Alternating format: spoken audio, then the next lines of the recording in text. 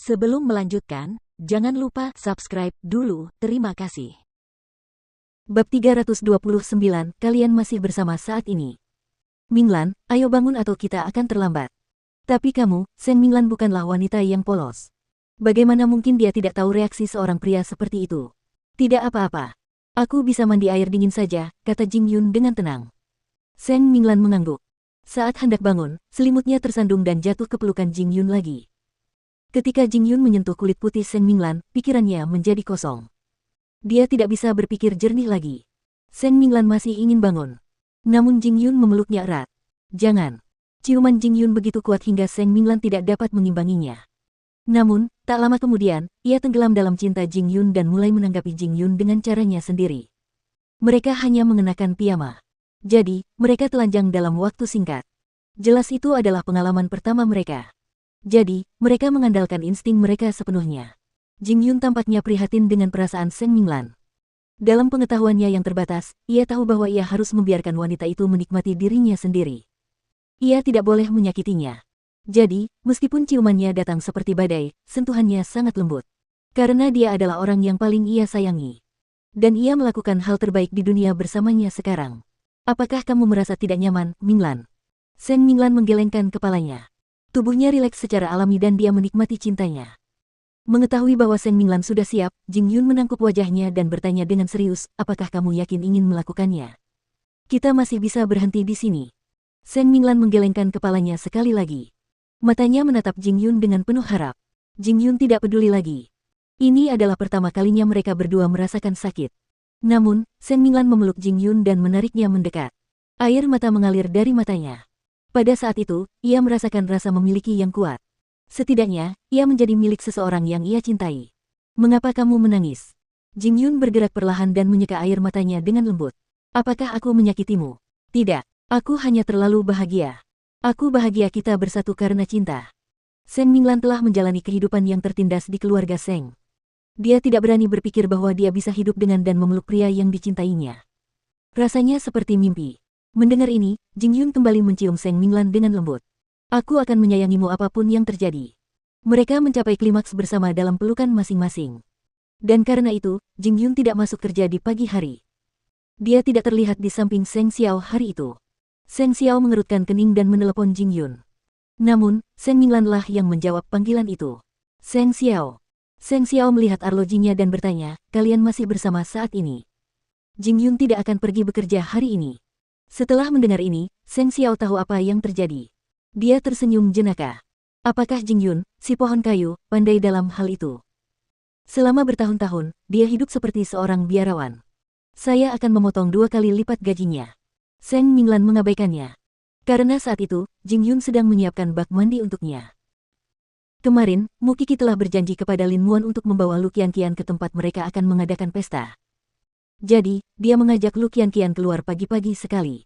Mereka berjanji untuk bertemu di malam hari. Lu Qianqian kini tengah menjalani berbagai macam pelatihan. Ia bertekad untuk menjadi wanita karir yang tangguh. Dia bisa menolak kencan dengan siapapun. Namun, dia tidak akan pernah menolak ajakan Mu Qi. Mereka sepakat untuk bertemu pukul 6 di sebuah hotel. Saat itu, Lin Muan pasti sudah menyiapkan tempat dan menunggu Qianqian datang. Hanya saja Lin Muan tidak menyangka bahwa seorang wanita yang pernah menjadi teman kencan butanya dulu akan menemuinya di hotel. Lin Muan mungkin terlihat seperti Casanova, tetapi sebenarnya dia memperlakukan wanita yang dia kencani secara buta dengan dingin. Wanita di hotel itu belum pernah melihat Lin Muan bersikap begitu serius terhadap seorang gadis.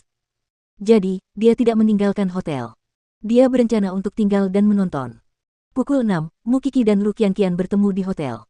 Kenapa kamu lama sekali mengajakku keluar? Aku hampir gila karena guru privat yang ayahku berikan kepadaku. Ayo pergi, aku akan mentraktirmu makan malam. Mu Qi membawa Lu Qianqian ke tempat pesta ulang tahun. Melihat tempat itu didekorasi dengan gaya kekanak-kanakan dan hangat, Lu Qianqian merasa seolah-olah mereka memasuki negeri dongeng. Jadi, dia bertanya kepada Mu Qi, anak siapa yang merayakan ulang tahunnya? Menurutmu siapa dia? Mu Qi bertanya balik. Kemudian, alunan musik ulang tahun bergema di aula. Seorang pria mengenakan kostum Mickey Mouse berjalan menuju Lu Qianqian sambil memegang kue 3 lapis. Aku sendiri sudah lupa. Lu Qianqian terkejut sekaligus tersentuh. Qi, kamu sangat baik padaku. Karena ini hari ulang tahunmu, maka si Mickey Mouse ini akan menari untukmu. Mu Qi tahu bahwa itu adalah Lin Muan. Jadi, dia sengaja menggodanya. Mickey Mouse tidak menolak. Dengan kostum tebalnya, ia berjalan ke tengah panggung. Kemudian, para penari latar naik ke panggung.